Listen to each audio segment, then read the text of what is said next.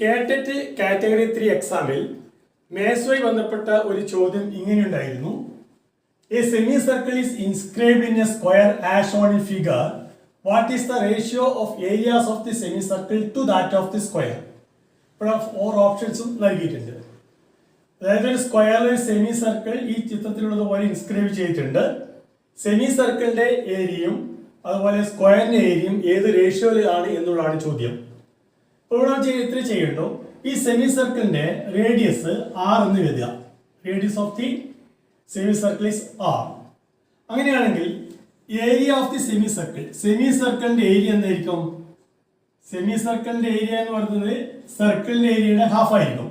അതായത് pi R square by 2. ഇതാണ് ആ റേഡിയസ് ഉള്ള സെമി സർക്കിളിന്റെ area, pi R square by 2. ഇനി ഈ സ്ക്വയറിന്റെ ഏരിയ നമുക്ക് എങ്ങനെ കണക്കാക്കാം? സ്ക്വയറിന്റെ ഒരു സൈഡ് കണക്കാം. ഒരു സൈഡ് എന്ന് പറയുന്നത് ഇപ്പം റേഡിയസ് 6 ആയതുകൊണ്ട്, ഈ ലെങ്ത് 6 ആയതുകൊണ്ട് ഇവിടുന്ന് ഇവിടുത്തെ ലെങ്ത് വന്നായിരിക്കും 6 ആയിരിക്കും. അപ്പോൾ ടോട്ടൽ ലെങ്ത് എന്ന് പറയുന്നത് R plus R, that is 2r. 2r ആണ് ഈ സ്ക്വയറിന്റെ വൺ സൈഡ്. 2r ആണ് സ്ക്വയറിന്റെ വൺ സൈഡ്. അതുകൊണ്ട് ഏരിയ ഓഫ് ദി സ്ക്വയർ എന്തായിരിക്കും? ഏരിയ ഓഫ് ദി സ്ക്വയർ എന്ന് പറഞ്ഞാൽ സൈഡിന്റെ സ്ക്വയർ ആണ്. 2r ആണ് സൈഡ്, അതിന്റെ square 2r whole square which is equal to 4r square. 4r square ആണ് ഏരിയ ഓഫ് ദി സ്ക്വയർ. നമ്മൾ ചോദിച്ചിരിക്കുന്നത് റേഷ്യോ എന്താണെന്നുള്ളത്. അതായത് ഈ സെമി സർക്കിളിന്റെയും ഈ സ്ക്വയറിന്റെയും ഏരിയയുടെ റേഷ്യോ എന്താണെന്നുള്ളത്. അതായത് പൈ ആർ സ്ക്വയർ ബൈ 2, ഇതാണ് semicircle area, is to 4r square. ഇതാണ് സ്ക്വയറിന്റെ ഏരിയ.